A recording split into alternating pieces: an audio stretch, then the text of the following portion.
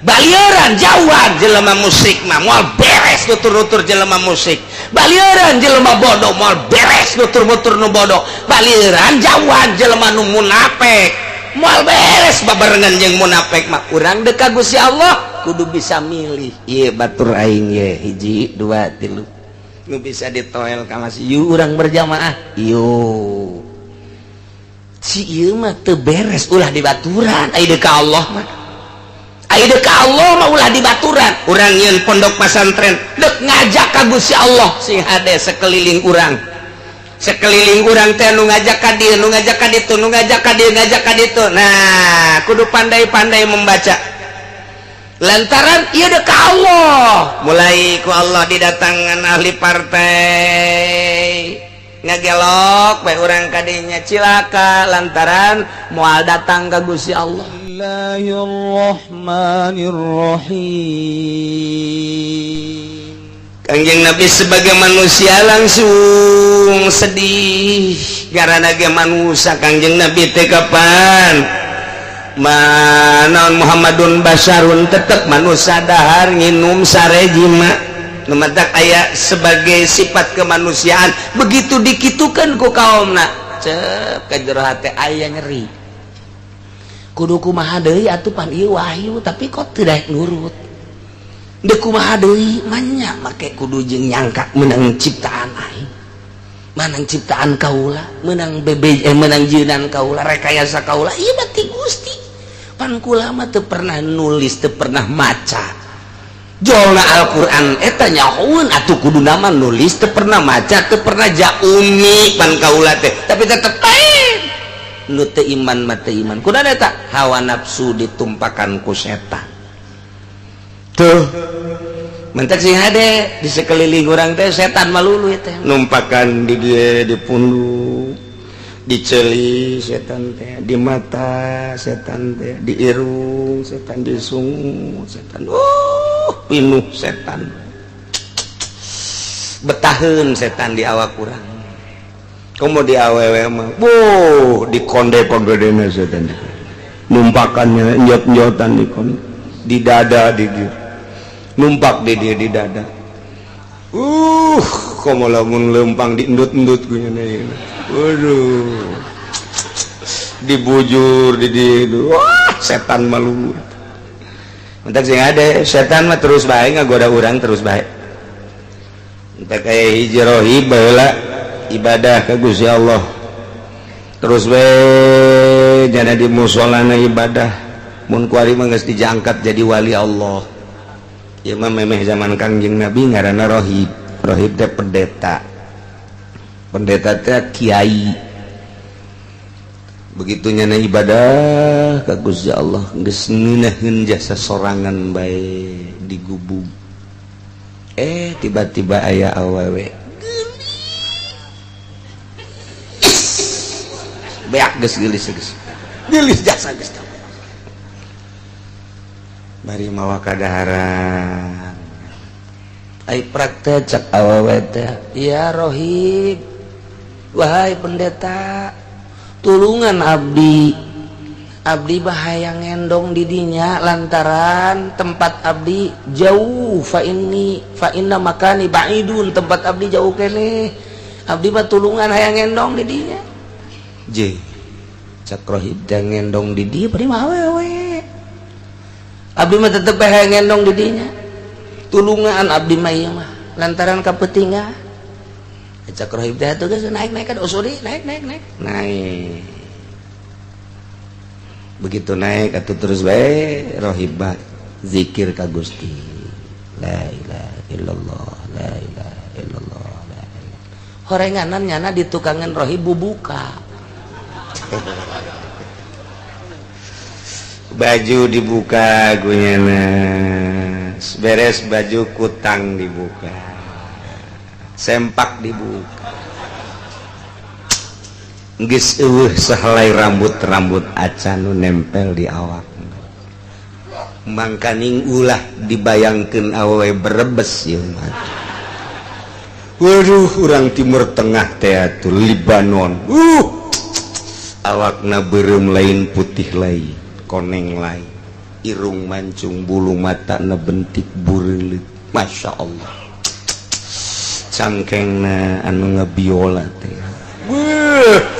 buah dada anu ngajarendol teh ya Allah ting-tingna kiai keur zikir wae dihareup kiai la ilaha illallah la ilaha nyana kahareup ka dieu do rada goyang-goyang saeutik alainul lah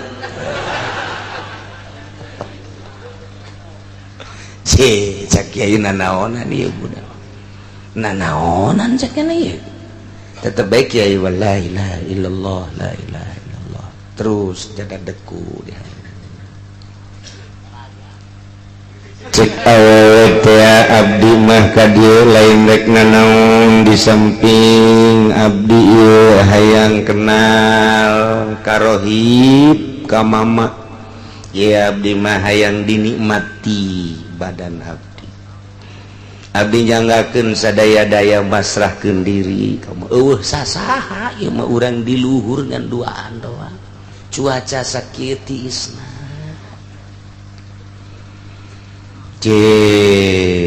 pan jadi kos kieu atuh cek rohib deui ulah kitu kula mah keur ibadah ka Gusti tutupan moal kajen ku kumaha henteu kula mah kajen ku kumaha terus bae lamun encan dinikmati abdi mah encan dipersunting ku mama ieu abdi mah moal eureun terus bae deuk ngagoda pan jadi kos kieu atuh terus bae nya ngagoda kiai tetep bente kuat wali bangsa Kiai Golkar mah tuh geus teu kudu hese mah tinggal ceklak wae sadaya aduh ieu kulantar geus jadi wali kuat istimewana wali teh kos kieu kuat barang jelema anu bangsa kiai-kiai kos kitu mah je kabederan dieu we puguh ge ku aing diteangan ieu mah geus aya di hareupeun tinggal nyantap doang tapi tetap kulantaran terus digoda cak eta kiai teke tungguan sakedeung ieu mah mengarah kana seuneu gede lamun ku kaula ieu dipigawe berarti kaula asup ka seuneu gede kula dek nyeun seuneu leutik heula tungguan mangga cek eta awewe teh sugan teh naon horenganan nyana ngahurungkeun lampu diminyakan lampuna geus diminyakan diseunut nah ieu ngaranna seuneu leutik eta mah nu dipalangkakan seuneu gede atuh pan eta panas lagi parah teman-teman panas ai urang mah atuh teu kaharti seuneu gede seuneu leutik teh urang mah dianggap sorga bae eta kos kitu jauh sasaha pan Masya Allah tapi wali mah kos ieu seuneu leutik ieu ente mah eneng mah seuneu gede ya delekeun boro-boro deuk ka seuneu gede seuneu leutik ya daya ieu curug mama deuk kana seuneukeun coba ngerecek tante didelekeun bae teh ku awewe teh didelekeun dipantengkeun atuh terus hurung getih ka dieu ieu seuneu leutik bae kos kieu engke kumaha lamun engke di seuneu gede dikulub engke disate engke ngeunah teh sabaraha sakedeung ngeunahna tapi seuneuna seuneu gede ieu mah seuneu lampu kos kieu terus bae kunyana geus hiji nu ieu curug wari ka dieu ka jempol dibeuleum geus beuringis awewe geus beunang naonan ieu contoh seuneu kos kieu terus ka dieu terus lima-limana dibeuleum ngejoak awewe ngejoak nya teh ngejoak ngejerit lantaran nyana teh neuleuh bahwa eta seuneu leutik bae kos itu komo engke jadi kabayang teh ku awewe teh wah beureun aing lamun zina teh disiksa di neraka eta seuneu leutik bae manikeun ngem ka dieu terus keluar getihna ngejerit awe pae golepak bae pae kitulah awewe setan teh setan anu tadi ngagoda teh ngalamun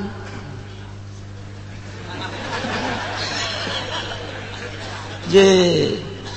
teu hasil ngagoda koit ya wah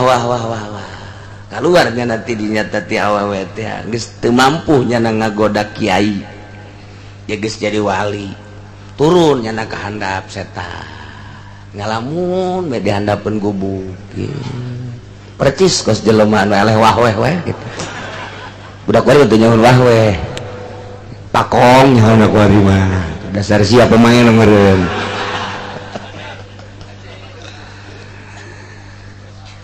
tah barang datang ka isuk-isuk langsung setan teh ka kota. Assalamualaikum warahmatullahi wabarakatuh. Saudara-saudara hadirin kaum muslimin wal muslimat rahimakumullah, perlu diketahui bahwa di negeri kita ada seorang wali, tapi ternyata dia adalah pezina. Wahai masyarakat, sampaikan kepada pemimpin bahwa ada seorang wanita dizinahi, setelah dizinahi dibunuh. Inilah pemberitahuan saya, mohon maaf atas segala kekurangan dan kehilapan. Wallahul muwaffiq ila aqwamit thoriq. Wassalamualaikum warahmatullahi wabarakatuh.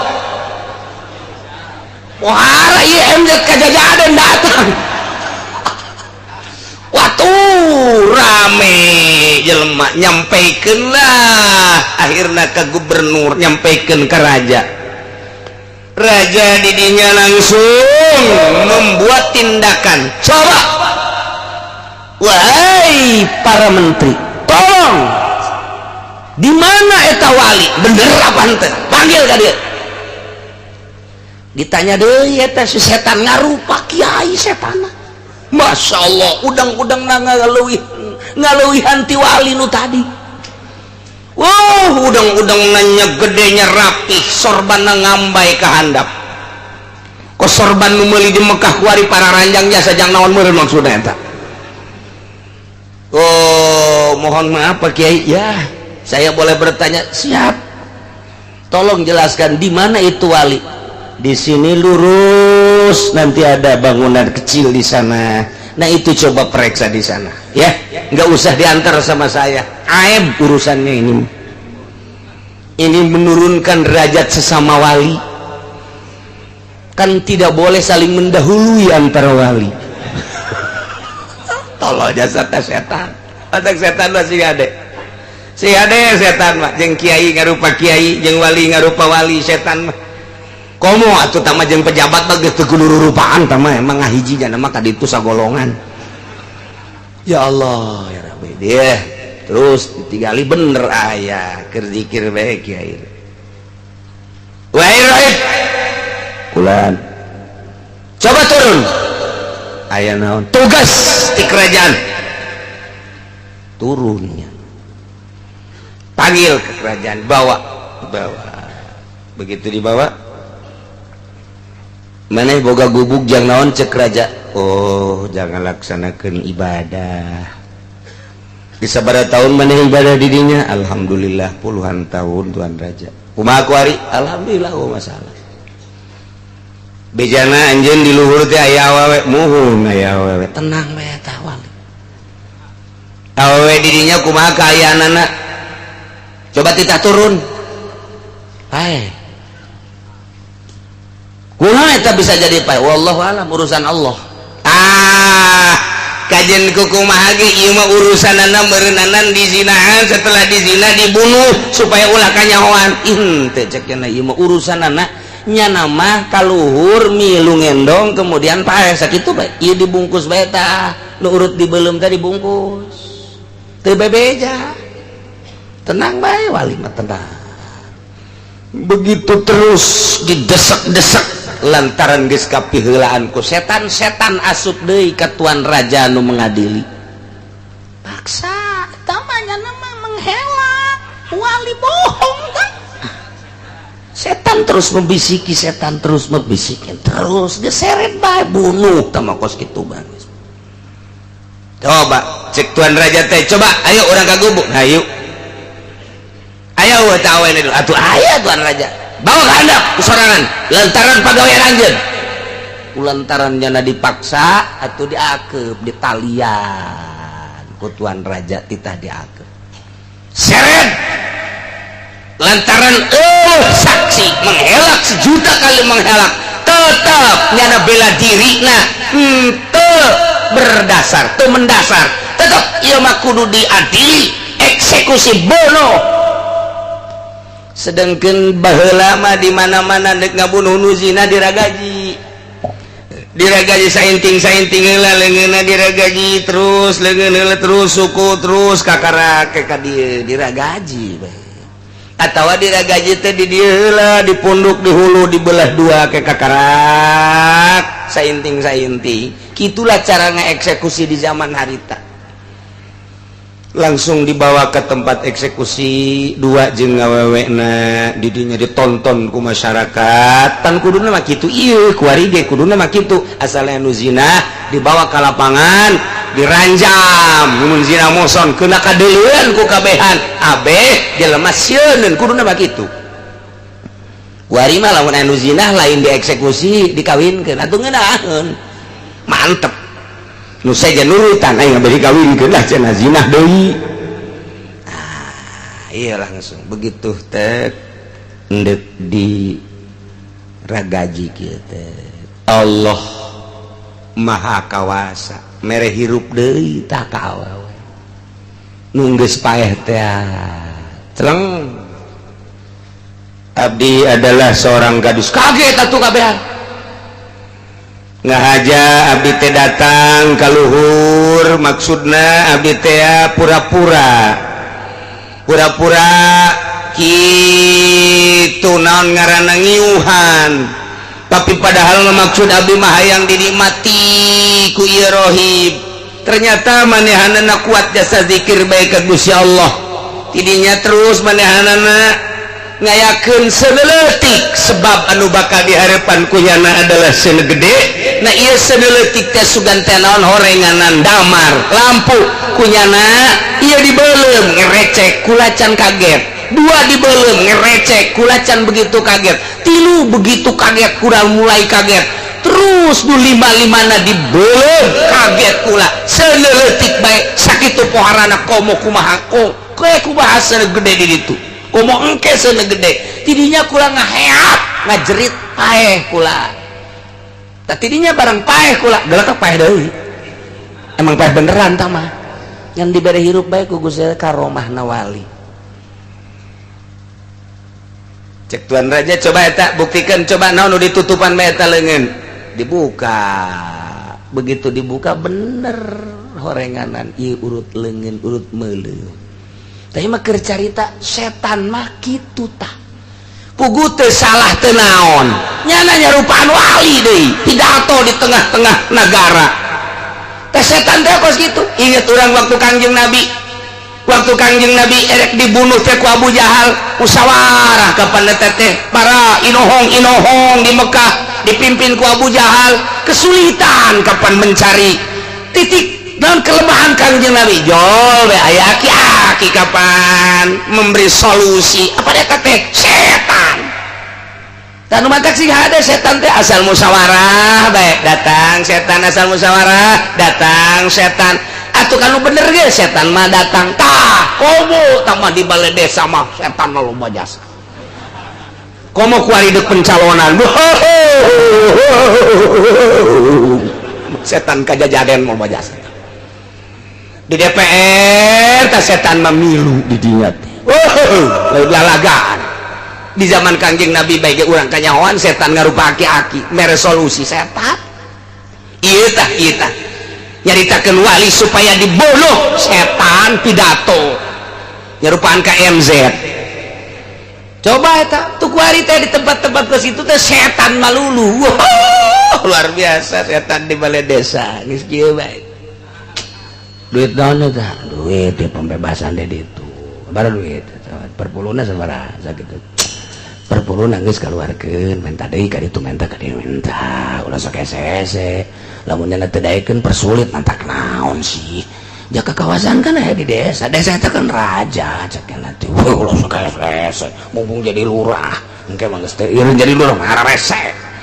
enggak sajung ke duit aja ya itu duit mabok mumpung jadi lurah mabok awewe judi lah gitu jadi geng geus sakedeung mah di alam dunia enggak sudah hese ish atuh ge mun ditangkep ya bere duit polisina aja sarua sabangsa jeung sia ulah setan mah kos gitu setan kos gitu ya Allah ya Rabbi lamun kanyawan dikerekep atuh bol kanyawan ngan kadang-kadang ngarupa setan teh eta model tadi teh yo komo di DPR mah wow fraksi Golkar panglobana di dinya setan tadi wah di Petilu aya PKB aya sarua bae di dinya ge sarua PDI rada loba teh di dinya mah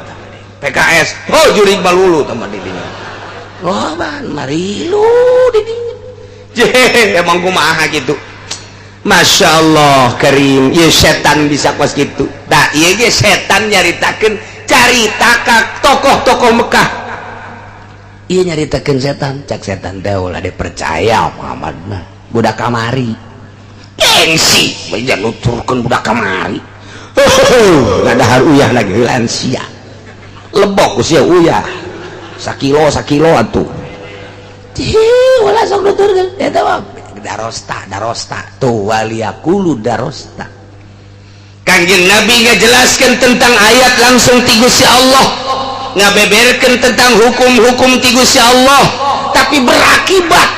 daripada penjelasan Kanjeng Nabi teh endahan ngomongna darosta loh eta mah hasil dersan anjeun Muhammad hasil rangkuman anjeun Muhammad hijaunan anjeun nang saeta setan nyulusup ka jero dada tokoh kafir tak sing hade urang ge ya Allah ya Rabbi nah supaya wauh jeung setan kumaha maksudna naon ai geus wauh ba disintre ku urang cara Tuan Syekh Abdul Qadir keur zikir digoda ku setan tinju ku Syekh Abdul Qadir dak curig sia Imam Syafi'i keur zikir tengah beuting torjol aya setan ditonjok ku Imam Syafi'i matana buta datang ka kuari besi mangi setan nu buta eta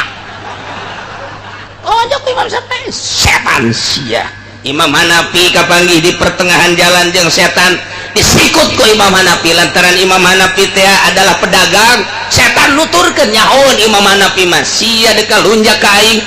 hendak naleboskeun aing dina urusan perdagangan disikut ku Imam Hanafi kaditu sia mabur setan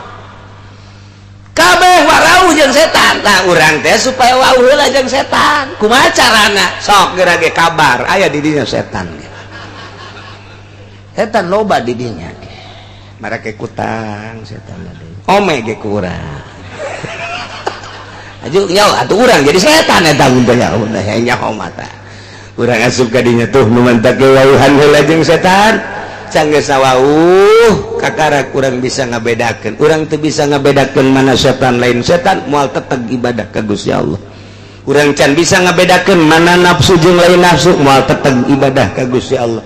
urang can bisa ngabedakeun mana dunia anu mangpaat jeung mana dunia anu cilaka urang moal teteg ibadah ka Gusti Allah urang teu bisa ngabedakeun mana makhluk Allah ahli Allah jeung mana makhluk Allah anu anti Allah moal bisa ngabedakeun teu bisa ngabedakeun ka situ moal teteg urang ibadah ka Gusti Allah lamun urang geus bisa ngabedakeun kos kitu teteg jelema datang ka urang ahli Allah baturan jelema datang ka urang ieu mah ahli setan ieu mah ahli nafsu ahli maksiat jauhan ieu mah ahli Allah deketan baturan ieu mah ahli setan ahli nafsu jauhan eta kan kese kos kitu teh ieu lah aya cara jangan nyahokeun kos kitu ilmu batin ngaranna ilmu thariqah jangan nyahokeun ieu ahli Allah ieu lain ieu dunia manfaat ieu dunia nyelakakeun ieu adalah setan ieu jurig bisa kanyahoan urang bisa ngobrol jeung setan bisa ngobrol jeung setan babari ngobrol jeung setan mah meuli urang menyan putih belum didinya geus belum tengah peting langsung kurang digigit dah yang subur datang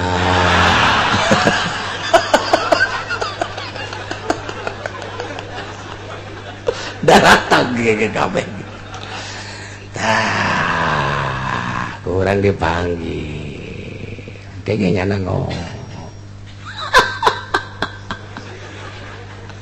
aya naon manggil-manggil neang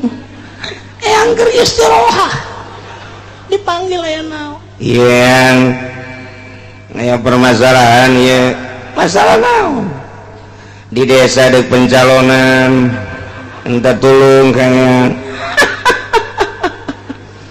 asal aku kukudang mah bae eta mah kos kitu mah naon kukudang babari teh kos kitu mah kukudang mah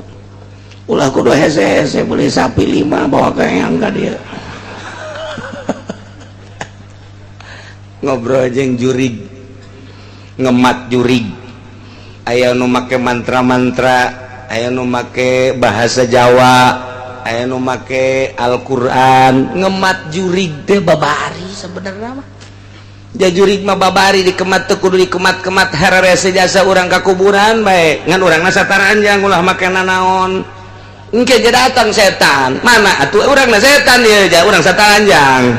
kanyahoan ku batur ge duh setan di sia ka aing setan berarti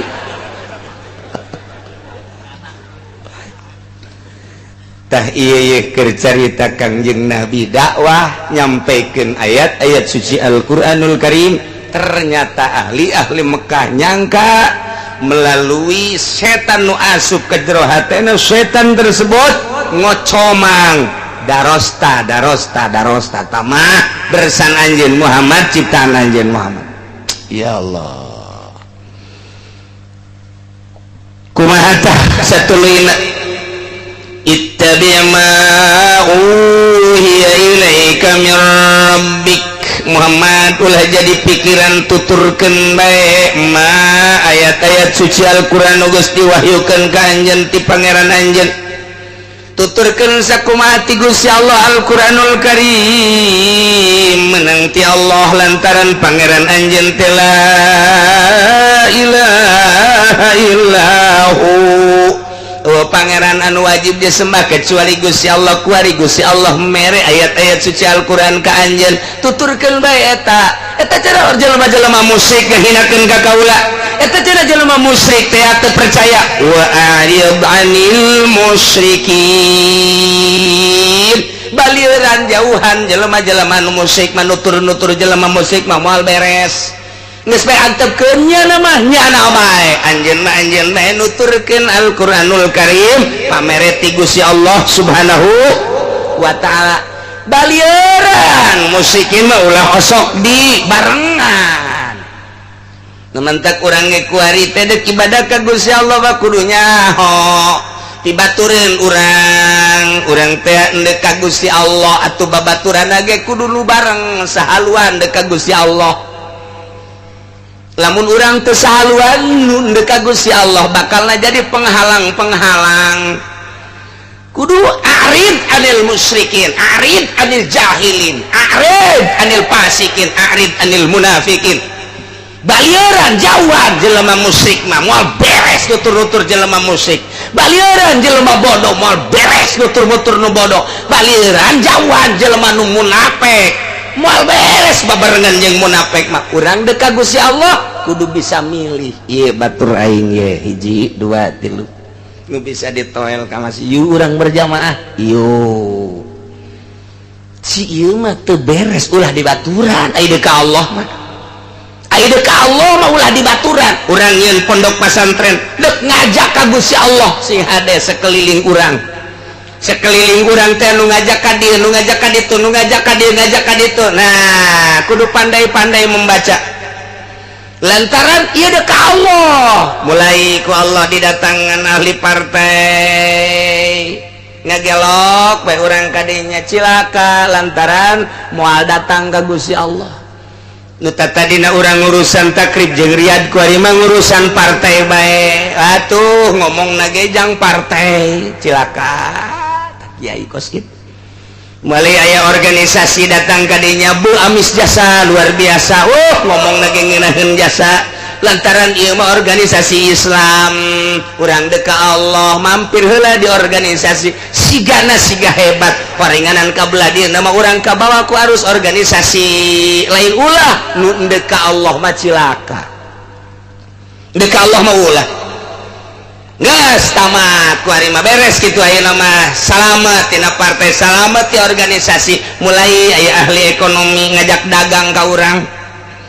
kiai lah bari ieu mah urang bari reureuh bae kiai mah kiai magahan ngajingan urang bari dagang ieu kula boga modalna kiai mah atuh ngan sakadar ieu bae tah naon kitu ngaranna mromosikeun engke dibere ku kula geus kiai mah ngan sakadar ilu doang di jerona modal kula ngalaksanakeun kula supaya kahaneutan doang asal iyah bae mampir deui bae karja moal datang ka Gusti Allah mantap kiai mah loba jasa ririwana nu ngaririwaan ka kiai loba jasa ujung-ujungna kiai jadi ririwa milu ka ririwa tah eta teu karuateun komo di akhir zaman ku ari mah aya langit biru baik kiai kuat ngadalil Masya Allah kasih kiai ngocoprak baik tatumuin aya dinyana Bukhari aya dinyana ya Allah tafsir aya dinyana milu ka langit biru ngusruk sia geus tuh da kumaha coba tumuin aya dinyana ngeridit da kumaha bahkan boga showroom bahkan boga perusahaan ngeridit kedah cenah ulah sok nurutan anu ngaharamkeun moal maju kos kitu mah ayo tuturkeun sia maju datang ka mana nyungseb kajen ku kumaha tah ieu loba teu nyaho mana batur urang nu endeu ka Allah mana musuh urang kudu pandai nu mentak wali mah ngahaja ngadeukeutan jelema teh ieu diajak ka Gusti Allah hubbul khalqi wal mailu ilaihim cinta ka makhluk condong ka makhluk maksudna endek diajak ka Gusti Allah endek diajak ka Gusti Allah bae mah deuk kumaha nu susah kena nyahoan ka Gusti Allah nu senang kena nyahoan ka Gusti Allah pagawe kena nyahoan ka Gusti Allah ayo petani kena nyahoan ka Gusti Allah mata selalu dek diajakna ka Allah bae tah iyalah wali Allah lamun encan berpangkat wali Allah kandas bae bangun ngajakan horenganan dek meraup keuntungan bangun di deketan jelema teh horenganan hayang kamangpaatanana mun lain wali selalu kitu bae mentek bae Ibrahim bin Adam teh aing hayang boga guru kos kumaha jajakeun ieu hayang nu nyaho ka Allah aya di guru bejana si itu cenah wali aing deuk ka guru guru atang Assalamualaikum waalaikumsalam naon kula mah hayang ngaguru naon nek ngaguru ibadah hayang nyaho ka Gusti Allah oh aya teh naon besi deuk ngaguru fikih mikir heula tuh ka kiai anu besi deuk ngaguru tauhid tuh ka kiai anu besi deuk ngaguru alat tuh ka kiai anu tapi lamun hayang nyaho ka Allah yuk cak eta guruna ayo yes. Jadi jangan langsung sapoe 2 poe 3 poe diajakan ngobrol beta ku guruna teh cik Ibrahim bin Adam isi ngajak ka Allah ngobrol bae iraha dibere wiridanana terus bae ngobrol ke datang ngobrol deui cek Ibrahim teh aing bisa ngobrol kos kieu pan cenah diajak ka Allah pan ngobrol bae heran aing geus kajawan ku guruna budak puguh keur dikajahokeun heula arah pikiranana arah obrolanana arah hatena ka mana teh deuk di ka Allah ke oh barang kanyahoan obrolanana ieu mah horenganan budak cinta di agung-agung resep di luhur-luhur beres urang ka Mekah yuk lantaran ieu mah waktu munggah haji ayo geus berangkat ke Mekah ngan kieu lantaran loba nu milu di mana-mana berangkat ke begal loba nu milu ieu mah deuk ditanya bae nu jadi pamimpinna tetep saurang saha nu jadi pamimpin mama bae kabehan nunjuk mama setuju lamun kula jadi pamimpin setuju nah guys lamun kula nu jadi pamimpin berarti segala rupa kumaha kula bae mangga berangkat perjalanan ke Mekah sapoe 2 poe ka 3 poe pas hujan berat maribis eren cek guru torikoh eren lantaran hujan ulah diteruskan urang ieu lalakon urang neangan jangiuhan aya tah maneh di dieu nyanggiuhan tah dihandap di dieu dihandapun batu nah maneh di dieu tah maneh di dieu dipasing-pasingkeun lantaran nyana jadi pamimpin tinggal Ibrahim bin Adham encan kabagian kahujanan tanya nata kahujanan tenang eueuh deui jangiuhan maneh mah ke sorban mamakna dikiekeun kuna jadi dipanggiuhankeun cak Ibrahim bin Adham atuh ulah kitu banyak mama ngiuhan abeh tan aing pamimpin sia mah kumaha cak aing geus sia mah kumaha cak aing kieu teu meunang menghelak tina kepemimpinan aing pamimpin ya tuh kula isin pokoknya mah aing mah kajian kahujanan di asal sia ulah waduh cakena aing murid di kieu-kieu ya di agung-agungnya geus dinekem bae ke isin tapi sorban mama dikitukeun bobo terus bae datang ka eureun hujan kalang kitu na ge mama aduh abdi mah teu ngeunaheun atuh ulah teu ngeunaheuna aing pamimpin pan aing kanyawanku aing mah jadi lembur pamimpin mah lain kieu malah pamimpin anu kudu diladena gitu pamimpin mah pamimpin baik berangkat peting tiris stop cak guru kuari lantaran tiis cicing kabehan di dieu nya kula deuk neangan kayu kemudian endek nirunan supaya anet mama mah geus cicing bae kami nuna pan aing pamimpin siapa atuh kumaha cak pamimpinna cicing siapa di dia cicing ulah ka mana cicing nyawa haneut bae geus cak Ibrahim bin Adham abdi mah da ngiring bae lah milarian kayu ulah cicing bae geus paneh mah nyawa haneut bae di dieu lamun maneh nakal ka pemimpin moal beres dibeslah ku aing sia jadi mama neangan kayu geus neangan kayu terus diteundeun dirinya terus neangan seuneu terus disundut jadi piruna terus karep ngahaneutan awak atuh mama mah neangan kayu deui ka dinya cek Ibrahim bin Adham aing isin di gegeja ieu si kumaha cek ieu bingung ya aing mah digawe teu meunang naon teu meunang tadi geus aing dikitukeun ku sorbannyana kuari neangan ku kayunyana segala rupanyana aduh teu kena cenah mah pemimpin kos kieu mah ieu beres berangkat begitu tengah poe hayang nginum dahaga mama kabehan ieu kami dahaga kan dahaga cicing di dieu henteu cak Ibrahim bin Adham kula neuk neangan cai bae sugan cicing pokona sia mah di dieu nya aya cai bae ulah sok ararese sia teu nyaho arah teu naon neuk neangan cai ka jebur sia cicing pokona nya aya cai bae geus cara ricing teu meunang neangan cai terus mamana neangan cai heueuh cai hese jasa cai diintip ku Ibrahim bin Adham lantaran eueuh ka dieu cai eueuh ieu sedengkeun geus ngelak jasa langsung ngadoa mama langsung ti luhur cai ngurucun ka handap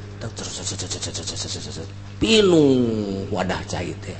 dibawa ku mama ka dinya hinup menang di mana eta mama ulah loba omong atuh sia mah kumaha pamimpin bae saya nyaho ti mana teangan ku si sumur da Malaya geus nyaho Ibrahim bin Adham ngintip eta hujan ngan hiji doang cururut udah ti apa caknya aduh ya jadi kieu ieu cenah urusan dia geus beres datang geus ka Mekah langsung dipimpin tawafna dipimpin saina dan lain sebagainya geus beres segala rupana Ibrahim kieulah carita dek menuju Allah. Kaula alana sebagai guru mursyid anjeun hartina maneh ngaladen ka guru teh sing taat ka guru kumaha cek guru lain berarti ngaladenan guru ka hayang guru kudu diladenan ka sapatu-sapatuna dipangyemirkeun lain kitu kumaha cak guru bae bab deuk diajak ka Gusti Allah tah sia teh ya kuari geus dibere ilmu ku mama ternyata guru jeung murid eueuh anu unggul ceuk Allah mah nu unggul mah anu merasa rendah diri di hareupeun Gusti Allah. Lamun anjeun nyaungan mama haju mama berubah kuari asa jadi mama atuh mama turun tina kawalian mama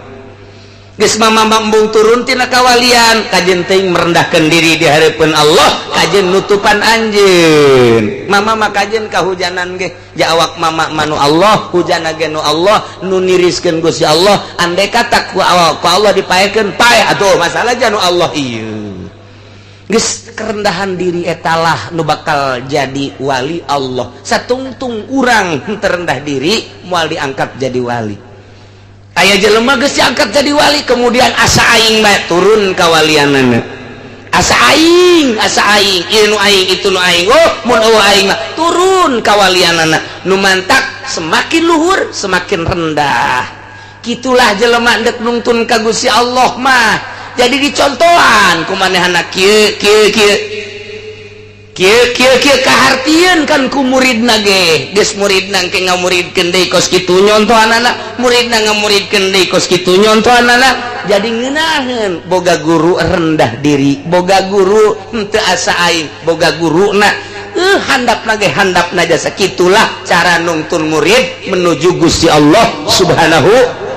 wa ta'ala. Iyalah Kangjeng Nabi dinasehatan ku Gusti Allah Muhammad ittabi ma yuha tuturkeun Al-Qur'an nu diwahyukeun ka anjeun ulah boga rasa kumaha mir rabbika ti pangeran anjeun nu pangeran teh la ilaha illahu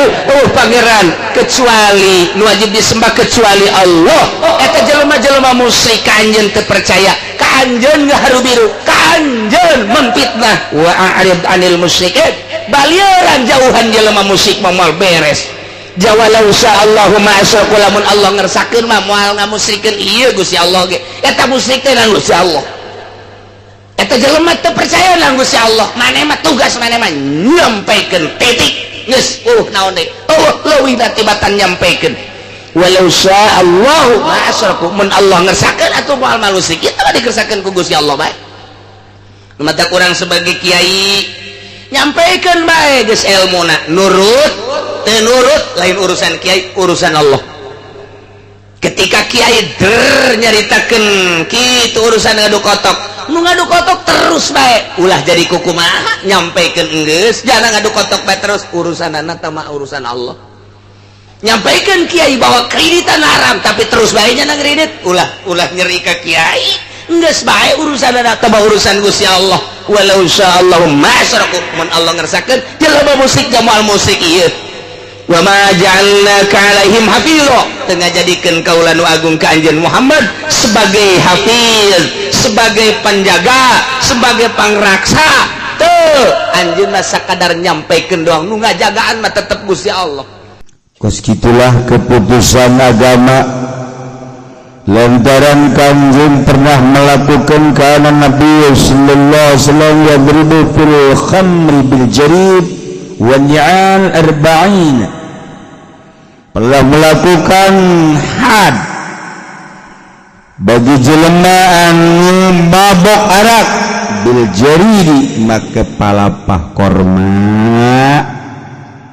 wa ni'al make tarumpah sebanyak 40 jilid rokib setengahna 20 ya Allah karim pun dilaksanakan di Indonesia resep ulah wakaza Indonesia Tangerang beheulanan wah nu mabok dijilid ku urang dihad hiji meureun PNS loba nu dihad, 2 polisi ge termasuk polisi geus puguh pemuda mah loba ieu mabok teh aja kuari misain rahasia geus teh sarayeuneun ka seuneun neraka kuari bajeul jelema nu mabok teh keur ngangsong-ngangsongkeun awak titah dibeulem di neraka. Masya Allah berani ayeuna wakila cek sakaul ya ta'ayyanu sautun tangtu dalam pelaksanaan had kudu make pecut ialah dikhususkeun jang kitu ngahad jelema nu mabok adalah make pecut untuk ngajilidna make pecut kahadis zina kos haji da beda jeung ranjam makan make batu ari had mah make pecut jeung nu dihadna ge ti dieu ka dieu tah teu meunang beungeut mah di dieu ka dieu pecutan 40 setelah 40 setengah 6 gitu kemudian dipicen samarhalah minimal 100 kilo ai baheula makan diasingkeun 100 kilo teh jelema moal bisa balik sebab kahalangan ku leuweung ku gurun gunung jeung sajabana 100 kilo teh jauh mantak menang di jama nisbat kuari dipicen 100 kilo meureun paling ge kalabuan picen kalabuan atuh anu micen can datangnya geus datang deui dia geus datang deui atuh kalabuan paling ke Merak atau dipicen teh ya sadajan dipicen ka Lampung ge kuari babari transportasi teh gampang aya maka Sayyidina Umar pernah menambahkan cara untuk had supaya lebih mantap. Kumaha? Lantaran saat di zaman Sayyidina Umar ge lamun dipicen teh ieu jelema teh masih keneh bisa balik. Madinah, Taif masih keneh bisa balik, gampang. Madinah kitu Khaybar lewat masih keneh bisa balik. Kuari mah kuari dipicen ka Yaman ge atuh mobil Yaman Mekah teh babari jasa. Naik bus ya gampang ti Yaman ke Mekah teh paling ngengan saukur sabaraha poe 3 poe atau 4 poe. Babari. Kuari dipicen ka Lampung, Masya Allah kapal jam sabaraha bae aya bae terus. Jadi babari maka cek Sayyidina Umar geus teu kudu dipicen kuari mah teu kudu diasingkeun teu kudu ditazir cuman ditambah kuari mah tina 40 jadi 80 ieu lah nu kuari jadi keputusan mantap walau ra'al imam bulughu samanina jaza fil awsah lamun imam yakni presiden nambahan lalakon hadna nyampe ka 80 jaza menang nurutkeun cekaul asah adapun tambahna tina 40 wa ziyadatu ta'ziratun ziyadahna tambahna merupakan sebagai ta'zirah ieu kuari dipikeun nu kalaku lantaran dipikeun kuari deuk biceun ka mana deuk dipikeun ka mana kuari mah babari jasa komo mawa HP mah tu urang di dieu dulur orang di Mekah tuh bisa ngobrol atau bisa ngobrol langsung tanya anak ayah orang ayah di dinya di gambar naon ngaran-ngaran eta nu ka situ tuh sia mapan leuwih nyaho tibatan aing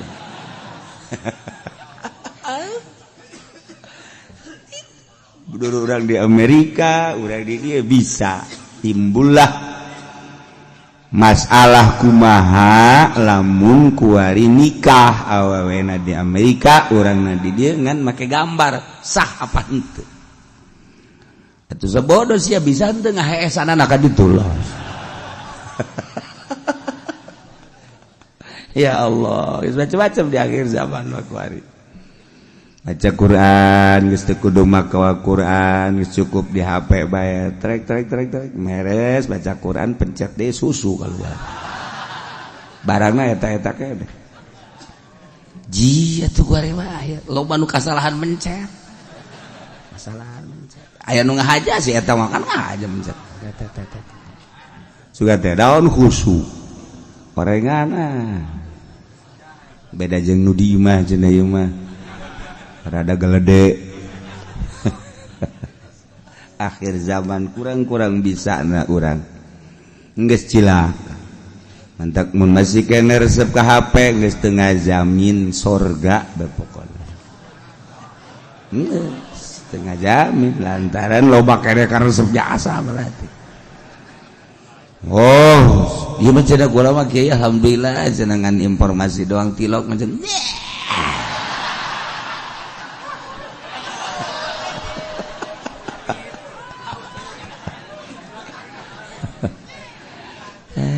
tawa pagar gembela diri. Cek jero malaikat tenuleukeun. Masya Allah karim. Masih kene nonton resep nonton TV bawa HP geus teu ngajamin. Teu ngajamin lantaran nafsuna terus we. Nafsuna. Ai sakadar informasi sih teu naon urang aya nyaho dulur urang di mana. Terus hubungan dagang, oh masalah tahu penting politik, tapi kan eta di jerona. Masyaallah. Penting mah ngan 10 nu teu pentingna 1500. Soal biasa. Ya, tergantung urangna lah, lamun urangna bisa atuh mangga. Ulah ngabohongi diri. Ai bisa bawa salah. Tah jadi 80 wari keputusan kitu pikir ieu adalah penambahan ti Sidina Umar. Lantaran cek Sidina Umar teu bisa ditakzim. Zaman Kangjeng masih 40. Jaladan Nabi sallallahu alaihi wasallam 40. Sina Abu Bakar masih 40 wa jalada Abu Bakar 40. Tapi ketika Sina Umar wa Umarus samani 80. Oh, masyaallah. Sidina Umar lain lalagaan, jawara teh lain lalagaan, jawara-jawaraan lain. Sebab Sayyidina Umar maka pancek Kangjeng Nabi seserihan Kangjeng senyum. Naon Tuhan senyum? Setan sieun ka maneh. Ambo. Eta teh kira-kira. Ah, cenah Tuhan mah lamun maneh jalan dieu kebenaran aya setan ngilim. Sayyidina Umar geus senyum bae. Ah, Tuhan besok mah ya, kusieun-sieun setan. Atuh kapan si eta mah ditutur-tutur. Udah ke mana ya? Dijaga di dia. Dijaga. Mana di purantengan. Hayo. Anak incu milu kabeh di pundak. Sayyidina Umar datang ke sorban. Tinggalin di tangkal kurma. Setan tuan ini. Begitu dekat dia. Wow. Perabat kan itu. Ditanya aku babaturan setan. Ya sorban Sayyidina Umar. Sorban lah dipakai kasihan ku setan. Ya Allah, eta lain lalagaan jelema. Lain lalagaan atupannya nama. Lamun keur ngobrolkeun Yahudi, ngobrolkeun kafir, bahasa Sina Umar dina Bukhari. Dakni ya Rasulullah. Serahkeun ka kula ya Rasulullah. Pokona ku kula geus beheungna dipenggal kos kitu mah. Asal ngobrol Yahudi we dakni ya Rasul. Serahkeun ka Umar. Unggal-unggal aya sabaraha dakni dina Bukhari. Asal kenyaritakeun musuh Allah, musuh Kangjeng Rasulullah, langsung dakni. Ka dieu ka abdi keun kos kitu mah. Nyingkir tuan nyingkir. Kayak heula Umar main dakni bae. Kangjeng Nabi. eta kuna ku harenges-harengesna mentek Al-Faruq Umar Al-Faruq salah satu imah urang besisieun kadatangan ku teluh pan teluh teh setan di bawah setan bisi kadatsieun kadatangan ku juri denden diunggal lawang Umar Al-Faruq setan aya merek eta sieun aing umpat setan ngompat misalnya di Imah Haji Pendi tah aya ieu teh merekan Umar Al-Faruq moal wani begitu Haji Pendi kaluar nah aing sieun ge ka itu ka sia mah di ulah keluar kuduna tetep diintip setan mah kan hebat aing sieun ge ka itu cekeun tapi keluar awas ya ku aing geus diancam bae ku keistimewaan Sayyidina Umar emang naon ketika Kangjeng Nabi nyaritakeun tentang alam kubur si Kangjeng ke urang maot setelah maot urang dikubur ngaranna alam barzah didinya bakal aya dua malaikat munkar nakir bakal nanya poremna keberadaan sangat sieun menakutkan Sayyidina Umar ngacung naon Umar pikiran urang pikiran ieu lain cak Sayyidina Umar ka Kangjeng iya pikiran ieu lamun pikiran ieu kokola dek dilawan ka malaikat mana yang macem-macem bae lamun masih kana pikiran anu ieu tetep kula mah dilawan bae beres ngaleos Kangjeng Nabi diuneg-uneg Sidina Ali coba yang nyamun maut bener tengah lawan bener ente tekan hebat sahabat bakar itu maut lah Kangjeng Nabi maut lah Sidina Abu Bakar nah ketika maut Sidina Umar sesuai jeung wasiat kuburlah didinya di pinggir Sidina Abu Bakar ya Kangjeng ieu Sidina Abu Bakar Siddiq ieu Sidina Umar tak orang adab-adabanana mun zarah teh ngan teu bisa kuari mah miti maju mundur ke belah dieu ke mundur deui antara kitu makomna set ieu Kangjeng Sidina Umar Abu Bakar di Sidina Umar kududa urang mundur adab-adabana mundur dinarian kuari lamun mundur katakol malah askar orang bisa liwat geus alhamdulillah geus kajeun nah Sidina Umar maot kuburkeun mimpin Sidina Ali beres Sidina Ali nyarita setik bahwa ialah Umar Al-Faruq anu memisahkan hak jeung batil nu terkenal dengan kejawaraanna saha anu teu sieun cek Sidina Ali ka Sidina Umar musuh-musuh Allah termasuk setan disijatakeun ku Kangjeng Rasulullah sieun maka saat ieu nya geus aya di alam barzakh doakeun ku Sidina Ali beres ngadoa bubar kabeh Sidina Ali ge mundur begitu mundur menang 40 lengkah kadinya deui ngadanya gereja atuh urang mah sanajan ngadengekeun ge moal kadenge hati Sidina Ali mah kan Masya Allah bisa dibukakan hijab kan suara Sidina Umar bisa kadenge langsung diuk Sidina Ali bener kadenge begitu ditanya ku malaikat man rabbuka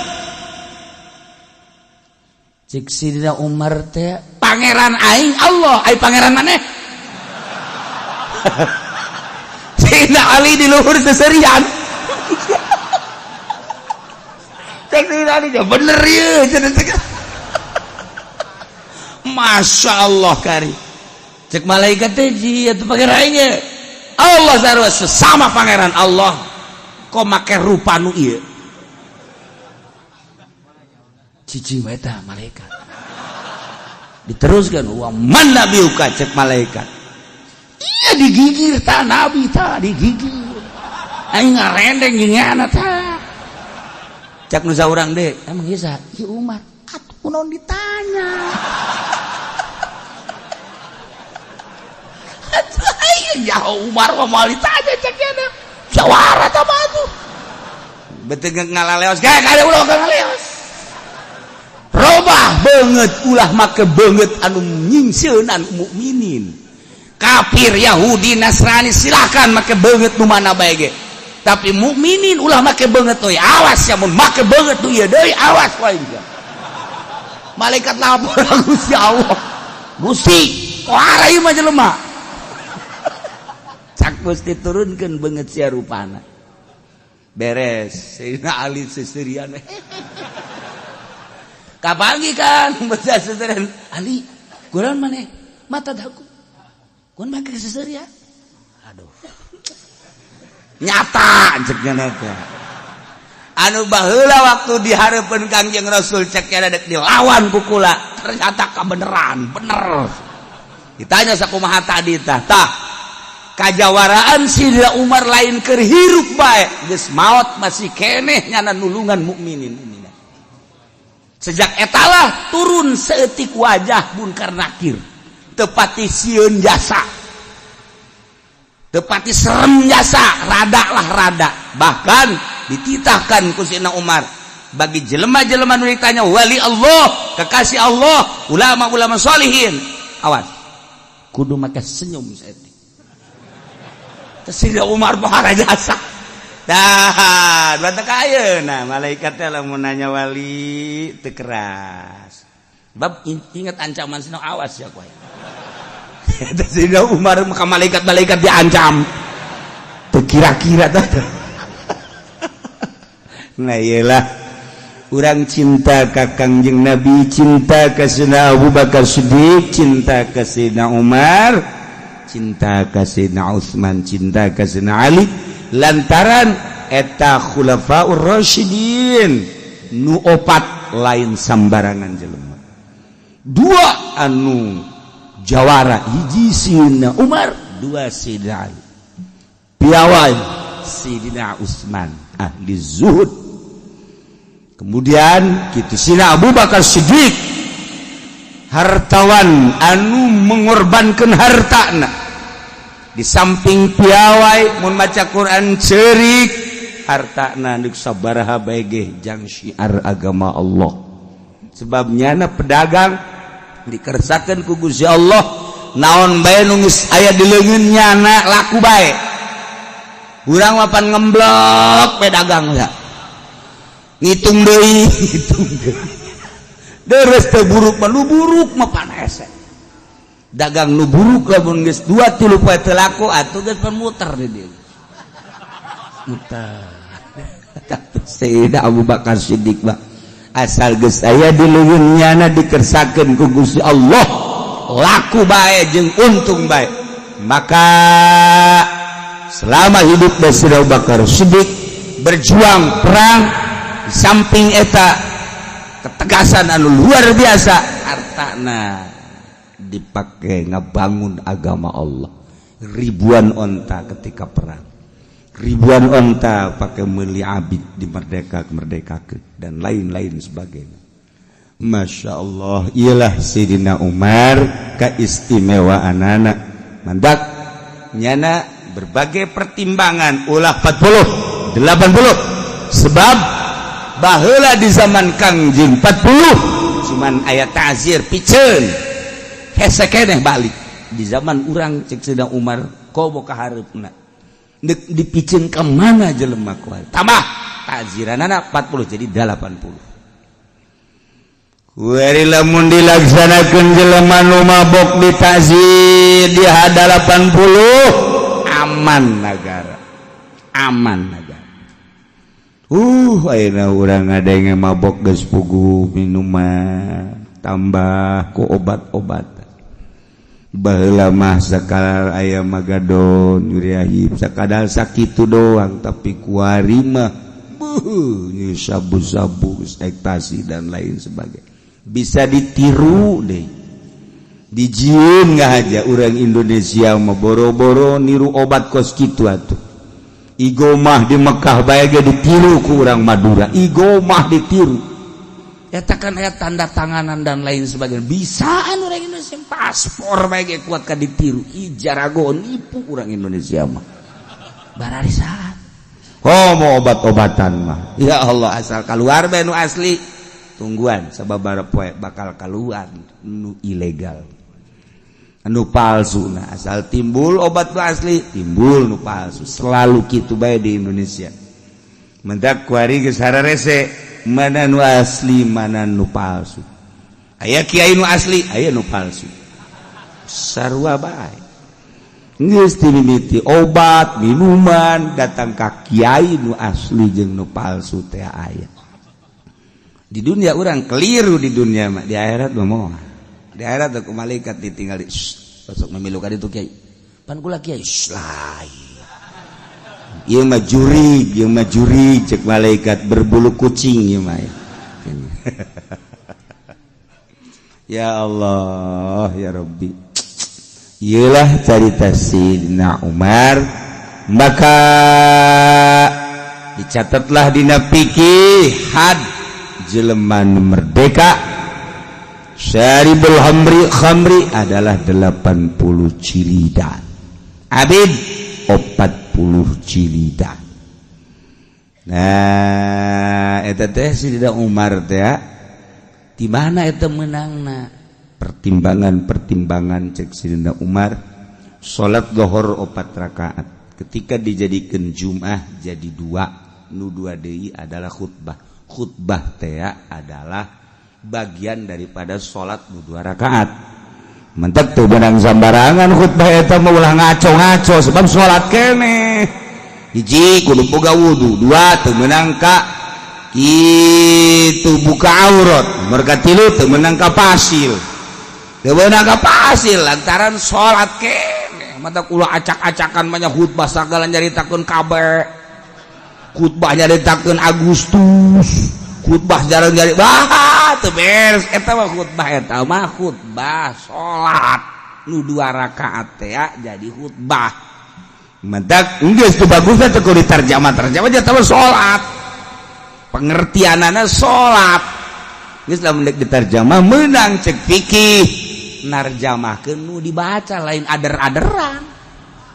ieu kuarikan ader-aderan tungtung nama orang jadi hebat henteu ngadengikeun khutbah sugan tambah takwa aja henteu nah karena itu tah geus sabadingan bahasa Arab daripada besi ngarusak meundang diterjemahkeun narjamahkeun babacaan nu dibaca nu dibaca nangan sabaris ai ngacona boh mun teu di tek ku masyarakat trek terus bae terus eta bangke turun khutbah maning dirantek khutib kos kitu asupkeun ka sumur nah eta jadi pengertian ada lain khutbah ceramah gaganti salat 2 rakaat nu tadina zuhur 4 jadi 2 deui jadi khutbah geus khutbahna teu meunang ngaco aya aturanana geus khutbahna ge kudu aya hamdalah kudu aya sholawat kudu aya Quran kudu aya wasiat kudu aya doa Allahumma ighfir lil mu'minina wal mu'minat doa eta teu sah salat kabeh dak perhatikeun aya aturanana ieu mah lain sah khutbah-khutbahna teu diuk teu sah sebab diangkat sarakaat geus dipisah 2 khutbah teh sarua jeung 2 rakaat diuk heula diuk karak nangtung deui mun neretet bae jana diukan heuy ai sia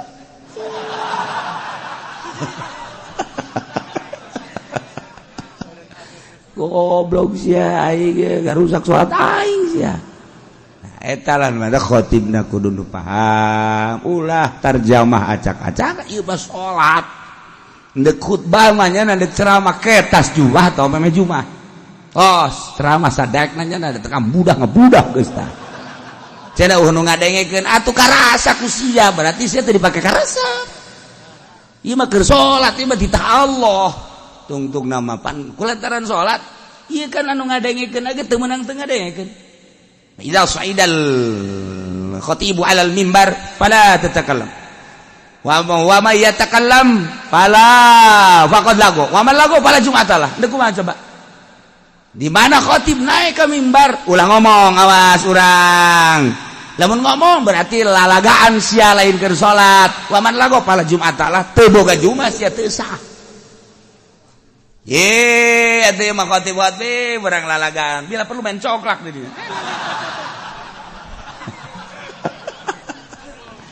ye atuh khotib da kudu dula-dula pan ieu kos ge oh berarti robah khutbahna atuh geus babarodo masyarakatna atuh khotibna kudu pinter oh ngarusak aing khotib khutbah aing ulah dipaksakeun berarti barodo geus atuh bere penerangan atuh ku khotib bere penerangan ulah datang ka ngarusak salat teh ieu salat Jumat teh rusak atuh kabeh di karubah di acak-acakan tah ieu keur sakalian nyaritakeun Sidina Umar ieu gulan ieu nu mantap 40 gaganti ta'zir nah ieu ge khutbah gaganti salat 2 rakaat jadi khutbah hendak teu bisa teu meunang teu buka wudu hati-hati jeung teu meunang lalagaan urang bae urang nu ngadengekeunna teu meunang nundutan nya salat nundutan ieu mah geus adzan Allahu akbar Allahu akbar Allahu akbar Allahu asyhadu an la ilaha illallah geus bare nangtungnya mah khusyuk jasa aju nu digigireun ngantep bae imam geus mulai Allahu akbar bismillahirrahmanirrahim nya kakara kudang nya deuk nangtung isin deuk diuk bae pan nya ada salat kumaha aingnya cek saya sih hade ya urang bae urang heula mimitian sing rapih tangan masjid nu rapih sebab ieu mah Jumat salat ieu mah lain lalagaan bisi aya khotib anu ngaco urang henteu bisa negor khotib pindah salat Jumatna pindah ye urang di dunia moal kebel dibawa acak-acakan ku khotib bloon ieu teu nyahuan bawa eta salat acak-acakan segala nyaritakeun ngaler ngidul ngetan kul tarjamah nu dibaca lain haju acak-acakan hayu tarjamahkeun alhamdulillah hamdan katsiran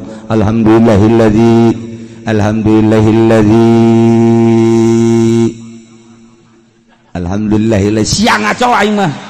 kagok aing ku suara sia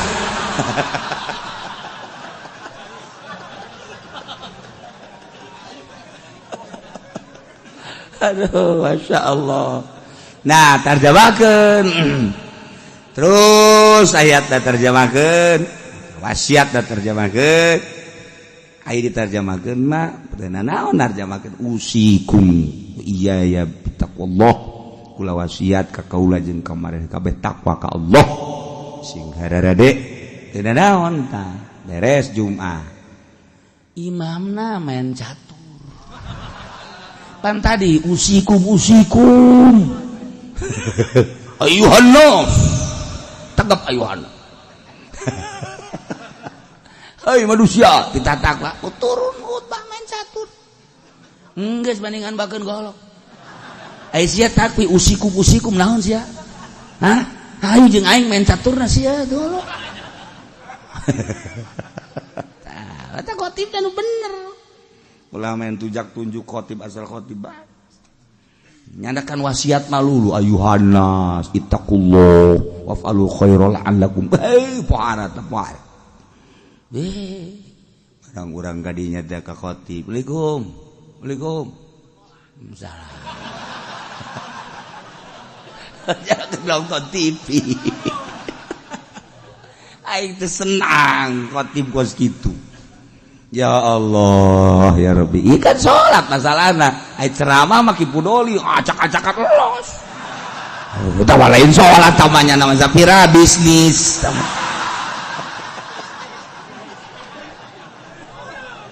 aduh keur ieu kudu geus teu pati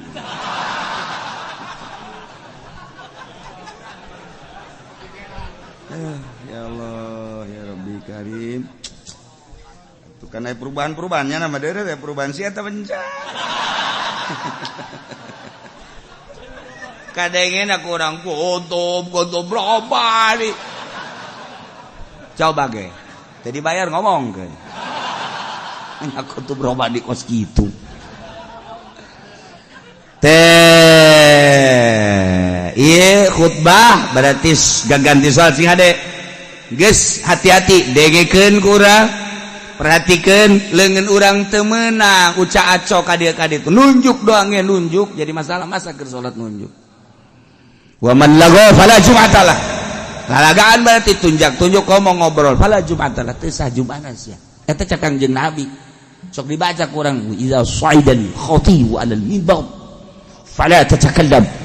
wa may yatakallam faqad lagha wa man lagha fala jum'atalah orang beungeut siang teu Jumat. Ya Allah ya Rabbi eta hadis eta kan dibaca tu urang mah ji sugan teh naon cenah hartina makana tanyakeun atuh ji sugan teh eta mah hadis naon bae idza sa'idal khatib 'alal minbar di mana naik seseorang khatib kana membiun mimbar fala tatakallam ente ulah ngajablog wa may yatakallam sahaja lamun ngomong faqad lagha berarti heureuy lalagaan wa man lagha fala jum'atalah cak Kangjeng Nabi jelema lalagaan berarti teu sah Jumat tah abeh tenget urang besi salat di lembur urang terjemahanana ngaco urang negor teu bisa pindah salametkeun awak urang di akhirat aing waduh kos kiamat pan salat ieu mah lain ceramah ieu mah lain madak kula pernah di Garut pajubah terus di Bandung salat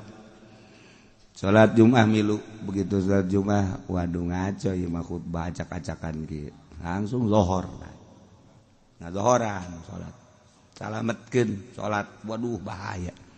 pernah deui di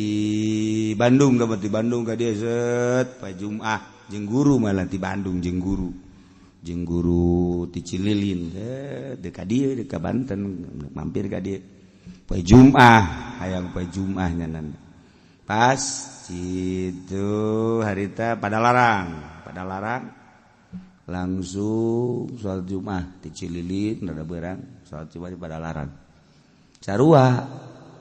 Jumatna kos gitu Noel zuhur acak-acakan khutbahna salametkeun diri urang tapi ulah jeung fitnah tegor heula ieu teh kapan khutbah ieu mah gaganti salat teu meunang ngaco lamun nyana ngaco bae terus bae pindah urang mah nya terus bae urang nuturkeun ngaco ji atuh lagi salat ieu mah salat ngantek sing hade salamat kan engke tanya pan mun mah haji deukeut ka masjid ieu sih kok masjid ka ditu jumahna teu meunang gara pindah kumaha aing bae geus bongan sia ge kumaha sia atuh aing kumaha aing lain mah haji pan eta teu kapisah masjid imah kajeun aing mah geus ngaji kos kieu ge sia moal so amat aing kadang-kadang sok tungtung mah gelut dari dinya. Ayo salamet keun siga de. Urang kan moal kebel di dunia, ajung ke di akhirat urang aduh lamun ka neraka ku gara-gara urang salat Jumat teu ditarima deui kumaha coba. Ye, ieu salat Jumatna cek malaikat teh rusak. Padahal mah teh nyaho, pan sia ngaji bae. Teu didengekeun, saekeun hulu sia ku aing sia. Cek malaikat, neraka sia. Kumaha aja mah urang emang Sayyidina Umar bisa ngalawan ke malaikat. Potongan urang mah pan gepeng. Bisa tah ruantak ke Sayyidina Umar urang minta tulung ka Sayyidina Umar. Umar tulungan ye aing jatuh wau ka sia. Sia tilok hadiah tilok naon tilok aing. Endek kumaha coba. Je tah badak salamet ke.